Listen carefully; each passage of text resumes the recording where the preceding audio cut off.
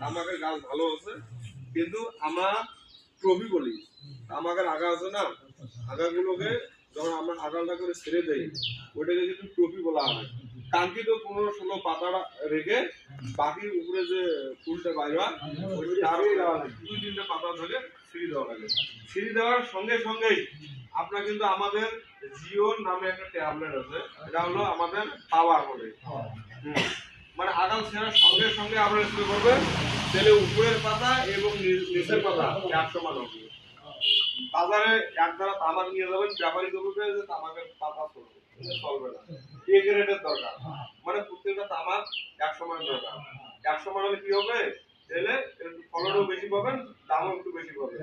তাহলে আমরা কি ব্যবহার করবো, পাতা বড় করার জন্য জিওন, সবাই বলি জিওন। এখন জিওন দিতে হবে, এখানে আমাদের ভাগ আছে। এখানে 10 গ্রাম জিওন প্রথমে 1 গ্লাস পানির মধ্যে আমরা ছেড়ে দিলাম।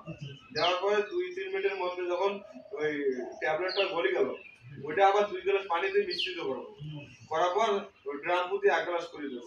এখন আপনারা যদি বলেন যে আমি এক কোণে 2-4 দিন লাগে, তাও দিলে আপনি 2 গ্লাস পানিতে গুলাবেন। সেজন্য এক কোণে আমি 3 গ্লাস দেবো, তাও আপনি দিতে পারবেন। কত মানুষ কাজে ব্যস্ত না, অনেকে কিন্তু 2-4